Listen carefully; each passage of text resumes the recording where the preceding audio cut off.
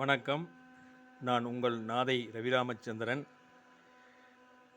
சென்ற திங்கட்கிழமை இரவு கோவையிலிருந்து புறப்பட்டு இரவு 7:40 மணி அளவில் கோவை நாகர்கோயில் எக்ஸ்பிரஸ் மூலம் கன்னியாகுமரி செவ்வாய்க்கிழமை அதிகாலை 4:50 மணி அளவில் சென்றடைந்து கன்னியாகுமரியில் காலை சூரிய தரிசனம் செய்துவிட்டு பகவதி அம்மன் கன்னியாகுமரி அம்மனை வணங்கிவிட்டு அங்கிருந்து மதியம் புறப்பட்டு திருச்செந்தூர் சென்றடைந்தேன்.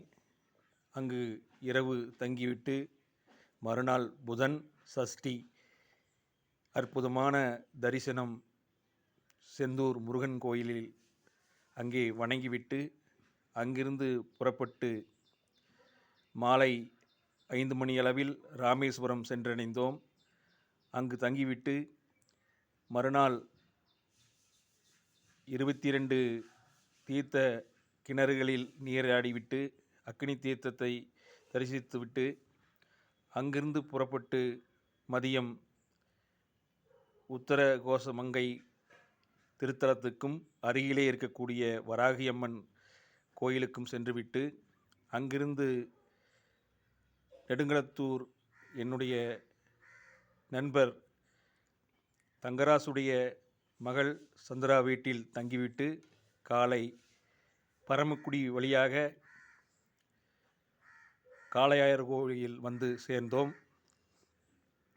காளையார் கோயிலில் தரிசித்துவிட்டு அன்று ஆடி வெள்ளி மதியம் வெட்டுடையார் காளி கோயிலுக்கு சென்று அங்கு வணங்கிவிட்டு அங்கிருந்து நேராக மதுரை மீனாட்சி அம்மன் கோயிலுக்கு வந்து தரிசித்துவிட்டு தங்கவில்லை. அங்கிருந்து 1 மணி அளவில் இரவு பழனி முருகன் கோயிலுக்கு வந்தடைந்தோம். அங்கே தங்கிவிட்டு மறுநாள் சனிக்கிழமை திருவான்குடியிலே குடிகொண்டிருக்கின்ற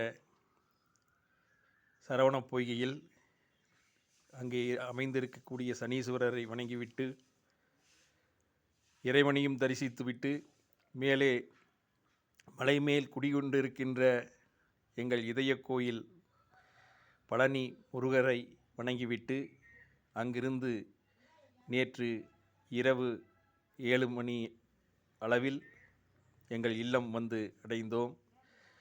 இந்த சுற்றுப்பயணம் சிறப்பாகவும் எல்லா இடங்களிலும் சிறப்பாக எங்களுக்கு தரிசனம் கிடைத்தது. நானும் என் மனைவியும் சென்றிருந்தோம்.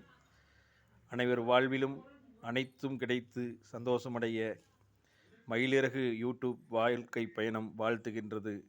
வாழ்க வளமுடன்.